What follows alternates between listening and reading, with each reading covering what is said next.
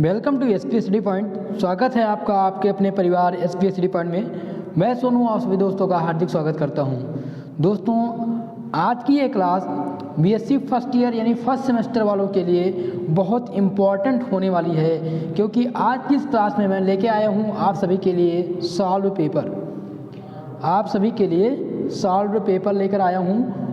आपका fundamentals of chemistry यानी कि बीएससी फर्स्ट ईयर के फंडामेंटल्स ऑफ केमिस्ट्री का आज मैं मॉडल सॉल्व पेपर लेकर के आया हूं, जो आने वाले एग्ज़ाम 2022 के लिए काफ़ी इम्पॉर्टेंट साबित होंगे। दोस्तों, मैंने जो आपको मॉडल पेपर दिया था यानी कि 2022 के अकॉर्डिंग न्यू शिक्षा नीति के अकॉर्डिंग जो मॉडल पेपर दिया था उसमें कुछ इम्पॉर्टेंट प्रश्न थे। आज की इस क्लास में मैं शॉर्ट आंसर टाइप यानी वेरी शॉर्ट आंसर टाइप क्वेश्चनों को डिस्कस करूंगा, जिसमें आपके पूरे पेपर पैटर्न को सॉल्व किस तरह से करना है, आंसर राइटिंग किस तरह से लिखना है, इन सभी बातों को ध्यान करके हिंदी और इंग्लिश दोनों लैंग्वेज में समझाने का प्रयास करूंगा। चलिए स्टार्ट करते हैं आज की class. New model paper, new model solve paper 2022 important question, ठीक है, फंडामेंटल्स ऑफ केमिस्ट्री। चलिए, आपका जो पेपर है वो उसमें जो समय रहेगा वो कितना रहेगा, 3 घंटे, और उसमें मार्क्स आपको मिलने हैं 50, ठीक है। आपका पेपर 3 खंडों में विभाजित होगा यानी कि 3 सेक्शन में विभाजित होगा। पहला है सेक्शन ए, सेक्शन बी और सेक्शन सी यानी आ, बा और सा, ठीक है। तो सबसे पहले हम प्रश्न की प्रकृति को देखते हुए और पूरा मॉडल पेपर मैंने तैयार किया है ताकि आप लोग एग्ज़ाम में कोई भी गलती ना करें। चलिए, निर्देशानुसार सभी प्रश्नों के उत्तर दीजिए। सेक्शन ए यानी खंड आ, very short answer type question, इसे कहते हैं अति लघु उत्तरीय प्रश्न। क्या कहते हैं? अति लघु उत्तरीय प्रश्न कहते हैं, जिसके लिए प्रत्येक क्वेश्चन का आपको 1 नंबर मिलेगा, ठीक है। दिया हुआ है प्रत्येक प्रश्न का उत्तर, देखिए प्रत्येक प्रश्न का उत्तर लगभग 50 शब्दों में हो, प्रत्येक भाग का 1 अंक का है, यानी कि आपका प्रत्येक क्वेश्चन 1 नंबर का है, जिनको आपको मैक्सिमम 50 वर्ड में लिखना है, ठीक है।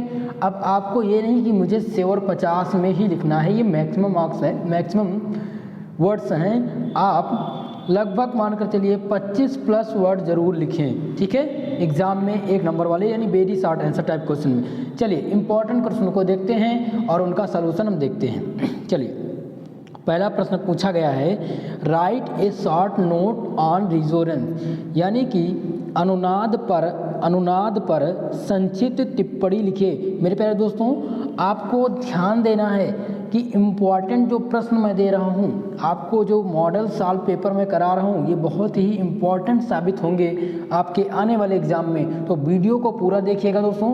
अगर आप चैनल पर नए हैं तो प्लीज़ चैनल को सब्सक्राइब कर लीजिए, बेल आइकन को भी प्रेस कर दीजिए और दोस्तों में शेयर करिएगा।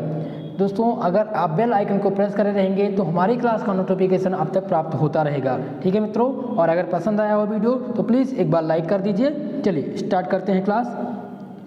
ठीक है, पूछा गया है अनुनाद पर संक्षिप्त टिप्पणी आपको लिखना है, तो आप आंसर राइटिंग में लिखेंगे क्या, ये आपको ध्यान रखना है, ठीक है। आंसर, ठीक है, resonance is a mental exercise within the valence bond theory of bonding that describe the delocalization of electron. दोस्तों, आप लोग घबराइए मत, मैं ये पीडीएफ आपको टेलीग्राम चैनल पर प्रोवाइड करा दूंगा और हिंदी और इंग्लिश दोनों लैंग्वेज में रहेगा। मैं यहाँ पर केवल और केवल आंसर आपका इंग्लिश में समझाऊंगा और इसका मैं ट्रांसलेशन करता रहूँगा साथ ही साथ, ठीक है। लेकिन आपको पीडीएफ जो है वो मिल जाएगा हिंदी और इंग्लिश दोनों लैंग्वेज में। आपको आंसर राइटिंग इंग्लिश में ही करनी है। आपको जो आपका आंसर लिखना है पेपर में उसको इंग्लिश लैंग्वेज में ही लिखना है, ठीक है। तो आप इतनी बात को ध्यान रखेंगे। चलिए आंसर आप देखेंगे, आंसर किस तरह से लिखना है। पूछा गया था अनुनाद पर संक्षिप्त टिप्पणी, तो संक्षिप्त टिप्पणी में लिखना क्या है कि अनुनाद क्या है, इसी के बारे में आपको बताना है। अनुनाद के बारे में कुछ भी जानते हो आप तो उसको आप यहाँ पर लिखेंगे, ठीक है। तो हमने लिखा कि resonance is a mental exercise, यानी कि अनुनाद एक मानसिक व्यायाम है with in the valence bond theory of bonding that describe the delocalization of electron within molecule। मतलब कि जो बंध के संयोजकता बंध सिद्धांत के साथ अणुओं के भीतर इलेक्ट्रॉन का निरूपण करता है विथ ए मॉलिक्यूल।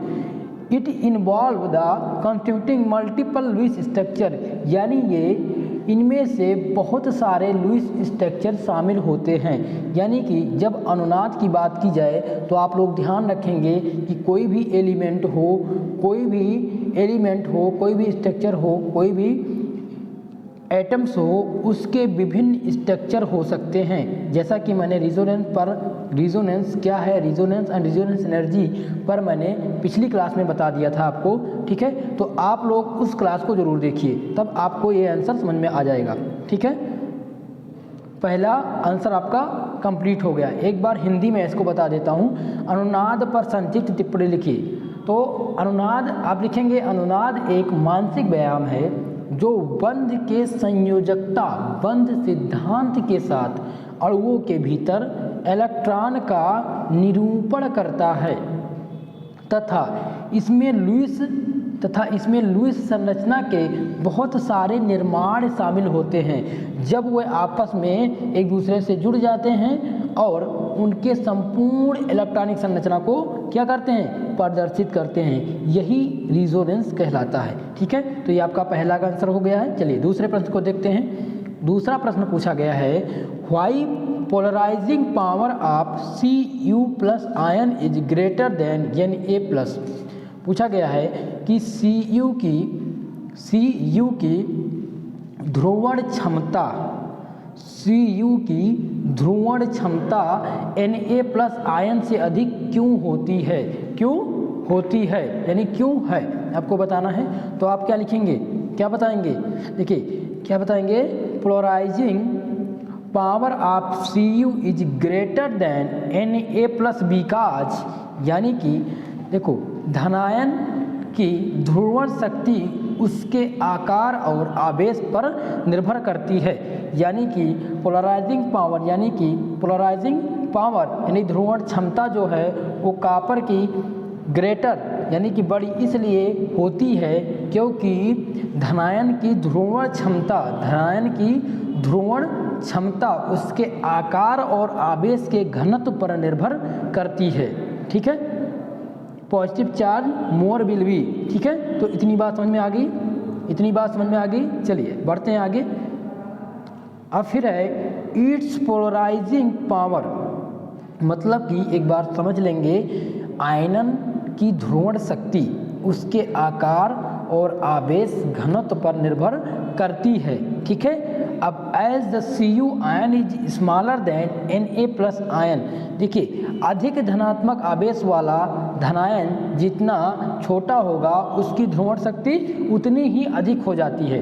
देखिए चूँकि जो Cu आयन है वो Na आयन से छोटा इसलिए है क्योंकि Cu the charge density of Cu+ ion, यानी कि जो कॉपर प्लस आयन है वो ग्रेटर देन Na+ आयन इसलिए हो जाता है क्योंकि जो पोलराइजिंग पार्ट यानी कि धनायन की ध्रुवण शक्ति है उसके आकार और उसके घनत्व पर निर्भर करती है। तो उसका घनत्व यानी कि Na का घनत्व जो है वो क्या है, अधिक है, इसलिए Cu is greater than Na+ ion, ठीक है। ये पहला आपका दूसरे का आंसर ये हो गया। इसी तरह से आपको आंसर लिखना है। देखिए मैंने लगभग 40 वर्ड्स में इसका आंसर लिखने का प्रयास किया है, ठीक है। तो आप लोग 40 से 50 वर्ड में आपको लिखना है। अगर 25 से 30 वर्ड में लिखते हैं, देखो आपको आंसर लिखना है सटीक।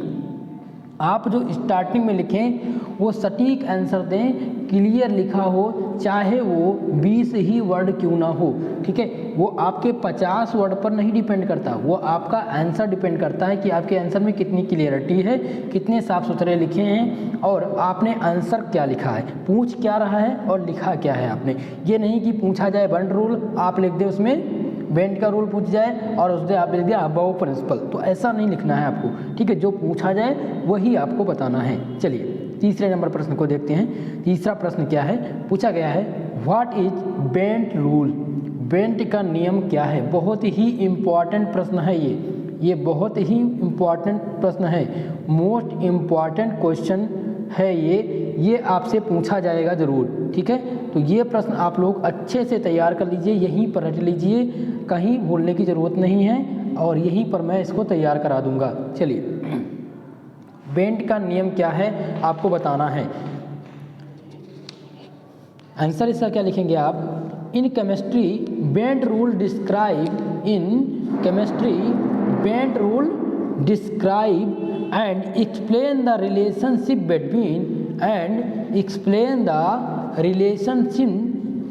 between the orbital hybridization of central atoms in the molecule.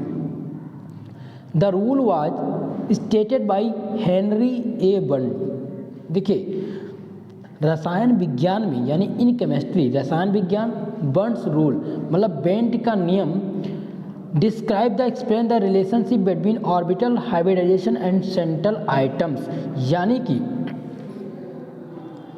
Bent का नियम अणुओं में केंद्रीय परमाणु के कक्षीय संकरण और प्रतिस्थापन के विद्युत ऋणात्मकता के बीच संबंधों का वर्णन का व्याख्या करता है, संबंधों के वर्णों का व्याख्या करता है, ठीक है। ये नियम यानी द नियम वाज स्टेटेड बाय हेनरी ए नियम, यानी कि ये नियम हेनरी ए बेंट द्वारा समझाया गया है। और किस प्रकार से समझाया गया है उसको समझ लेते हैं। चलिए, दिया गया है ये वाटर मॉलिक्यूल है, ये क्या है H2O दिया गया है, जिसको आपको समझना है किस प्रकार से ये दिया गया है, जिसको आपको समझना है। चलिए, फिगर आप लोग समझेंगे। देखिए, ऑक्सीजन और यहाँ पर सिंगल बॉन्ड से पानी जुड़ा हुआ है यानी वाटर जुड़ा हुआ है। अब ये कहता क्या है कि पानी के अणु, देखिए पानी के अणु जो हैं ये उनके आकार को दिखाता है। जो बेंट का रूल है वो पानी के स्ट्रक्चर को दिखाना यानी वाटर का जो स्ट्रक्चर होता है उसको दिखाता है, ठीक है। और ये इनके बीच के आबंध कोण को दर्शाता है कि इनके बीच आबंध कोण कितना बनेगा। तो इनके बीच आबंध कोण जो है 104.5 डिग्री का कोण बनाता है, ठीक है। तो आप लोग इतनी बातें ध्यान रखेंगे, आपको आंसर में इतनी ही चीज़ें लिखनी है। देखिए, जो बेंट का नियम है वो पानी के अणु का आकार इस प्रकार से दर्शाता है। वास्तव में जो बंधन कोण होते हैं, ठीक है, जो बंधन कोण, इसे हम बंधन कोण के नाम से जाने जाते हैं, यानी इसे कहते हैं रेड बॉन्ड एंगल। तो इसका एंगल कितना है 104.5 डिग्री, ठीक है। और इसमें ये जो एंगल है ये कितने है, इसका संकरण क्या हो जाएगा, इसका संकरण होगा sp2 संकरण। यानी कि जब आप आंसर लिखेंगे तो आप क्या लिखेंगे the shape of water molecule so that the red bond angle 104.5 degree. It contain the idea of sp3 hybridization, यानी sp3 hybridization at consist 104.5 degree centigrade, ठीक है। तो इतनी बात आप लोग ध्यान रखेंगे। चलिए 4 नंबर प्रश्न की बात करते हैं। तो इतना चीज़ समझ में आ गई आपके, इतनी बातें समझ में आ गई। चलिए आगे बढ़ते हैं। पूछा गया है what are inclusion compound. Inclusion यौगिक क्या है। इंक्लूजन यौगिक आपको बताना है कि इंक्लूजन यौगिक क्या होते हैं। देखिए, सभी प्रश्न के लिए आपको 1 नंबर मिलना है, तो इसी प्रकार से आंसर आपको लिखना है। आंसर राइटिंग आपको इसी प्रकार से करनी है। चलिए 4 नंबर प्रश्न का आंसर करेंगे। इंक्लूजन यौगिक क्या है। आप लोग भी ये जो मैं साल पेपर करा रहा हूँ इसको पूरी तरह से रट डालिए, यहीं पर रट डालिए। और आप लोग को वीडियो समझ में आ रही हो, अगर क्लास समझ में आ रही हो तो प्लीज़ कमेंट करके बताइए कि आपको क्लास कैसी लग रही है। चलिए 4 नंबर प्रश्न की बात करते हैं। पूछा गया था इंक्लूजन यौगिक क्या है। तो इंक्लूजन यौगिक आखिर में होता क्या है, चलिए इसको थोड़ा सा समझ लेते हैं। इंक्लूजन यौगिक के बारे में हम समझ, चलिए आंसर देखते हैं कि किस प्रकार से हमें आंसर लिखना है इसका। Those compound which are formed when the host compound is capable to form a crystal lattice in which are space which are of suitable size in which cost molecule। देखिए those compound which are formed यानी वह यौगिक जिनके मूल यौगिक के crystal जालक में निश्चित आकार के रिक्त स्थान हों, निश्चित आकार के रिक्त स्थान हों। देखिए समझते हैं इसको। देखिए आप लोग यहीं समझ जाइए और इसको यहीं पर रख डालिए।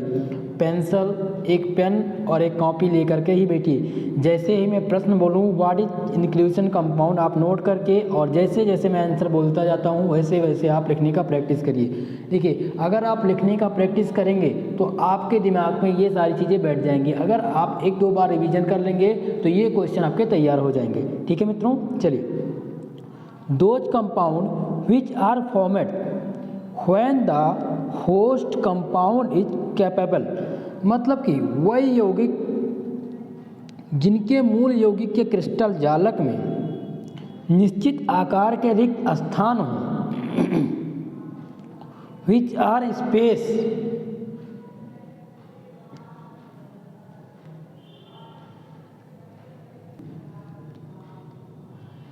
जो स्थान ग्रहण कर सकते हैं। विच आर क्या दिया गया है, which are have space, which are have space जो स्थान ग्रहण कर सकें। Which are of suitable size जिनकी एक निश्चित आकार हो, जिनका एक निश्चित साइज हो। इन विच होस्ट मॉलिक्यूल यानी कि इन मूलक यानी इन मूल यौगिक में। ठीक है, तो आपको समझ में आ गया इंक्लूजन यौगिक क्या है।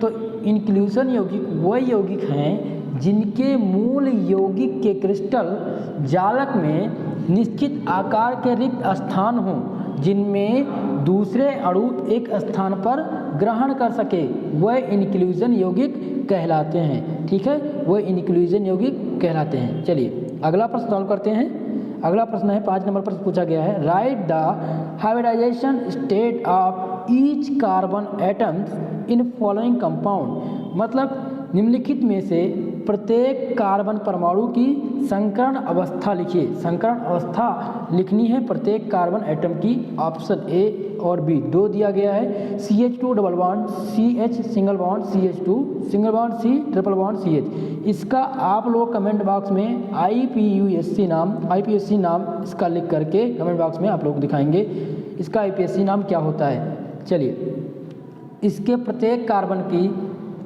संकरण संख्या आप लोग को बतानी है, प्रत्येक कार्बन की संकरण संख्या। चलिए देखते हैं इसका आंसर आपको कैसे लिखना है।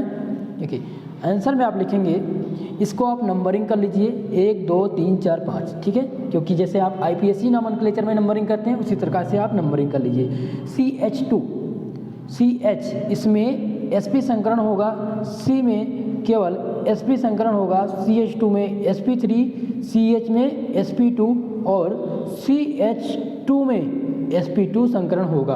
ठीक है, तो आप सभी लोग इसी प्रकार से संकरण संख्या निकालेंगे। हाइब्रिडाइजेशन कैसे निकालते हैं, संकरण कैसे निकालते हैं, मैं इसका एक पार्टिकुलर वीडियो बनाने वाला हूं, यानी क्लास में आपको समझा दिया जाएगा। ठीक है, देखिए जो इम्पॉर्टेंट टॉपिक है जैसे molecular orbital theory, VSEPR theory, balance bond theory हो गया, इंक्लूजन कंपाउंड हो गया, इन सब की विस्तृत मतलब एक क्लास में मैं इन सारे टॉपिकों को डिस्कस कर दूंगा हिंदी और इंग्लिश दोनों लैंग्वेजों में। ठीक है, चलिए पहले का आंसर हो गया। दूसरे का आंसर आप क्या लिखेंगे, इसी प्रकार से सेम इसी प्रकार से अगर एग्जाम में ये प्रश्न आता है तो आपको इसी प्रकार से इसका आंसर करना है। ठीक है, चलिए बी नंबर क्या है, CH3 single bond CH double bond CH2। ठीक है, इसमें CH2 में sp2 संकरण होगा और इसमें CH इसमें sp2 होगा, CH3 में sp3 संकरण होगा। ठीक है, तो इसका आंसर ये हो जाएगा। चलिए आगे बढ़ते हैं, 5 नंबर प्रश्न को सॉल्व करते हैं 6 नंबर प्रश्न को। चलिए ये आपका कौन सा प्रश्न था, ये 5 नंबर प्रश्न था और इसके बाद हम 6 नंबर प्रश्न सॉल्व करेंगे। 6 नंबर प्रश्न में क्या पूछा गया है, what is a binary number system. ये कंप्यूटर सिस्टम यानी 6 आपके चैप्टर नंबर 6 से पूछा गया है। What are what is a binary number, binary number system क्या है? तो आप आंसर करेंगे a binary number system is a number which expressed in the base two numerical system of binary number system, a method of mathematical expression which use only two symbol. देखिए ये जो binary number system है ये computer language है जो mathematical form यानी computer में लघुगणक के रूप में कार्य करता है, मैथमेटिकल फॉर्म में प्रयोग किया जाता है जिसके कई सारे फॉर्म हैं, ठीक है। वो देखिए विच एक्सप्रेसेड ओनली टू सिंबल। देखिए जब भी आप बाइनरी नंबर को फाइंड करना है तो आप उसकी सिंबल को जरूर पूछा जाता है कि बाइनरी नंबर सिस्टम के सिंबल क्या होते हैं। तो हमेशा पूरे चाहे जितना भी अंक लिखा हो उसमें केवल 2 ही अंक रिपीटेड होगा, ठीक है। कौन सा? 0 और 1, यही आपको देखने को बाइनरी नंबर सिस्टम में मिलेगा, यही इसका सिंबल है। बाइनरी नंबर सिस्टम में कोई भी बाइनरी अंक लिखा हो 0 0 1 0 0 1, इसी प्रकार से बाइनरी नंबर सिस्टम होता है, ठीक है। तो इस सिंबल को याद रखेंगे और इस तरह से आंसर आपको लिखना है आपके एग्ज़ाम में। और इस सभी प्रश्नों को आप लोग तैयार कर लीजिएगा। आप लोग सॉल्व पेपर के लिए कमेंट किए थे और सॉल्व पेपर के लिए आपने रिक्वेस्ट की थी, तो मैं सॉल्व पेपर लेकर आ गया हूँ। आज हम केवल शॉर्ट आंसर टाइप प्रश्नों को सॉल्व करेंगे। कल की क्लास में लॉन्ग और यानी कि लघु उत्तरीय और दीर्घ उत्तरीय प्रश्नों को सॉल्व किया जाएगा। चलिए अगले प्रश्न को देखते हैं। अगला प्रश्न पूछा गया है explain charge transfer complex. Explain charge transfer complex, इसकी हिंदी क्या होती है? आवेश स्थानांतरण कॉम्प्लेक्स क्या है? आवेश स्थानांतरण कॉम्प्लेक्स क्या है? आपको आंसर करना है। देखिए तो आप क्या बताएंगे charge transfer complex are formed in which one molecule behave as an electron donor while the other molecule is an electron acceptor। इतना ही आपको इसका आंसर लिखना है। अगर आपके एग्जाम में प्रश्न आते हैं तो आपको इतना ही लिखना है आंसर में, ठीक है। हिंदी में आप कैसे लिखेंगे? हिंदी में लिखेंगे कि आवेश स्थानांतरण कॉम्प्लेक्स वह होते हैं जब एक अणु इलेक्ट्रॉन दाता यानी इलेक्ट्रॉन डोनर की भांति व्यवहार करे, यानी इलेक्ट्रॉन डोनर की तरह व्यवहार करे तथा दूसरा अणु इलेक्ट्रॉन ग्राही की भांति व्यवहार करे, तब आवेश स्थानांतरण कॉम्प्लेक्स बनता है, तब चार्ज ट्रांसफर कॉम्प्लेक्स बनता है। इसका मतलब जब प्लस और माइनस, ठीक है, और इसमें एक डिप्लेशन लेयर बन जाती है, एक डिप्लेशन लेयर बना दिया जाए, ठीक है। तो ये कहता है कि जब एक अणु, जैसे इसमें तमाम सारे अणु हैं, इसमें भी तमाम सारे अणु, ये माइनस चार्ज है, ये पॉजिटिव चार्ज है, ठीक है। अब क्या कह रहा है कि जब एक इलेक्ट्रॉन दाता, देखिए माइनस चार्ज के पास इलेक्ट्रॉन अधिक होते हैं और इसके पास कमी होती है, ठीक है। तो जब इलेक्ट्रॉन दाता की भांति व्यवहार करे, यानी कि देखिए जब इसमें मॉलिक्यूल होते हैं, जो मॉलिक्यूल हैं, जो अणु हैं, ये क्या करेंगे? आपस में रिपल्सन करेंगे और जिसके पास जो इलेक्ट्रॉन दाता है उसकी तरह व्यवहार करेगा, यानी उसकी तरफ आकर्षित होगा, और जिसके पास कमी है वो जिसके पास है उसकी तरफ आकर्षित होगा, ठीक है। तो क्या बनेगा? तब चार्ज ट्रांसफर कॉम्प्लेक्स बनेगा। एक एग्जाम्पल की थ्रू आप समझ लीजिए। जैसे देखिए कोई एक भिखारी है, उसके पास खाने की कमी है और किसी के पास खाने की अधिकता है। अगर वो उसके पास जाता है और अगर वो उसके पास, यानी जिसके पास अधिकता है उसके पास जाता है और जिसके पास अधिकता वो देने के लिए भी तैयार है, तभी चार्ज ट्रांसफर कॉम्प्लेक्स बनेगा, तभी तो दोनों में संबंध बनेगा, ठीक है। तो इस तरह से आप लोग समझ जाइएगा। चलिए इसका आंसर हो चुका है, अगले प्रश्न की बात करते हैं। अगला प्रश्न है प्रश्न नंबर 8 दिया गया है complete these reactions. In reaction को कंप्लीट कीजिए। अब आपको ये रिएक्शन दिया गया है, इसको कंप्लीट करना है। आप लोग स्क्रीनशॉट ले लीजिए, ये आप लोग इसका आंसर आप लोगों से हमें लेना है, आप लोग इसका आंसर देंगे। कंप्लीट दीज रिएक्शन स्क्रीनशॉट ले लीजिए और ये रिएक्शन बैलेंस करिएगा, बहुत ही इंपॉर्टेंट रिएक्शन है, ठीक है। अगली क्लास में मैं इसका आंसर आप लोग को बताऊंगा। ये आप लोग के लिए आज का होमवर्क है, आप लोग को ये कंप्लीट करना है। चलिए हम अगले 9 नंबर प्रश्न की बात करते हैं। 9 नंबर प्रश्न पूछा गया है, 9 नंबर प्रश्न पूछा गया है drive the Walden inversion, Walden प्रतिलोम पर टिप्पणी लिखिए। वाल्डन प्रतिलोम क्या होता है, जिस पर आपको टिप्पणी लिखनी है। चलिए, क्या होता है वाल्डन प्रतिलोम? When a replacement of the group take place with a charge in optical reaction, that is the charge, that is the change of D form into L form and vice versa. It is known as optical isomerism and Weldon inversion. ठीक है, अब इसको हिंदी में हम लोग समझ लेते हैं कि आखिर में हिंदी में इसकी मीनिंग क्या होती है। हिंदी में इसकी मीनिंग हो जाएगी, यानी कि when the replacement of the group takes, जब ऑप्टिकल रोटेशन में परिवर्तन के साथ समूह का प्रतिस्थापन होता है, यानी रिप्लेसमेंट मतलब स्थापन होता है, तो तब क्या होता है, तब D form into L form, जो डी फॉर्म होता है और एल फॉर्म होता है, वो एक दूसरे में बदल जाता है, यानी कि ये ट्रांसफ़र हो जाता है, एक दूसरे में बदल जाता है। इस ऑप्टिकल प्रतिलोम को वाल्डन प्रतिलोम बदलते हैं। जो ये बदलने की पूरी प्रक्रिया है, इसी को हम वाल्डन प्रतिलोम के नाम से जानते हैं। ठीक है, तो इस प्रकार के आंसर आप लोग को लिखने हैं और ये बहुत ही इंपॉर्टेंट प्रश्न है। आपके एग्ज़ाम 2022 में सेमेस्टर फर्स्ट में ये पूछे जाने की पूरी संभावना है। दोस्तों, अगर वीडियो आपको पसंद आ रहा हो तो प्लीज़ वीडियो को एक बार लाइक कर दीजिए और चैनल पर नए हैं तो प्लीज़ चैनल को सब्सक्राइब कर लीजिएगा।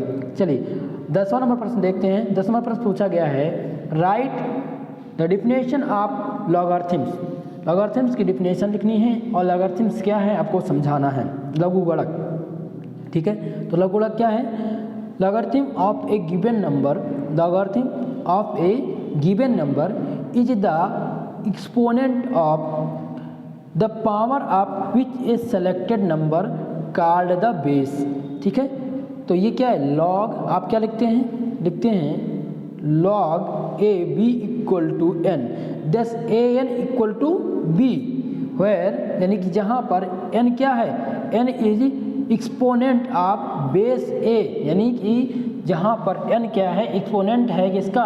बेस a का, फॉर लॉगरिथम की। ठीक है, हिंदी में समझ लेते हैं। देखिए, यहाँ पर x को आधार पर, यहाँ पर x जो है उसके आधार पर a पर n को लघुगुणक कहते हैं। जो n फॉर्म लिखा है उसी को हम क्या कहते हैं? लघुगुणक कहते हैं, इसी को हम लघुगुणक कहते हैं। ठीक है, तो इस प्रकार के प्रश्न अगर आते हैं आपके एग्ज़ाम में तो आपको इतना ही आंसर लिखना है। ठीक है, इतना ही इसका आंसर लिखना है। आपको पूरा नंबर मिलेगा, आपको पूरा नंबर दिया जाएगा। ठीक है, तो आप लोग बिल्कुल भी निश्चिंत रहिए। आज की इस क्लास में हमने डिस्कस किया है केवल और केवल very short answer type question, यानी कि आपके very short answer type question में 10 क्वेश्चन आने थे, जिसके लिए प्रत्येक क्वेश्चन के लिए आपको मिलना था 1 नंबर और प्रत्येक प्रश्न आपको 50 वर्ड्स में लिखने थे। कितने वर्ड्स में? 50 वर्ड्स में आपको लिखने थे। ठीक है मित्रों, अब हम सेक्शन बी की बात करेंगे और सेक्शन बी यानी कि लघु उत्तरीय प्रश्नों की बात करेंगे, जिसको हम सॉल्व करेंगे। और जो इम्पोर्टेंट प्रश्न हैं इस सीरीज़ में मैंने उन्हीं प्रश्नों को चुना है जो प्रीवियस ईयर क्वेश्चन पेपर में मिले हैं, जो आपके इस बार न्यू एजुकेशन पॉलिसी यानी नई शिक्षा नीति के दौरान जो आपका सिलेबस है उसमें पूछे जाने की पूरी संभावना है। ठीक है मित्रों, तो बने रहिए और सॉल्व करते हैं सेक्शन बी की बात। सेक्शन बी में हम प्रश्नों को सॉल्व करेंगे और उसके साथ साथ जो इम्पोर्टेंट टॉपिक है, अब आपको डेली एक क्लास मॉडल पेपर और दूसरा आपके इम्पोर्टेंट टॉपिक की क्लास होगी, जिसमें हम डिस्कस करेंगे हिंदी और इंग्लिश दोनों लैंग्वेज में आपके इम्पोर्टेंट टॉपिक को जो आपके एग्ज़ाम में पूछे जाने वाले हैं। दोस्तों, अब आज आपकी क्लास जो है रोज़ रात 8 बजे होगी और फिजिक्स की क्लास रोज़ रात 9 बजे होगी।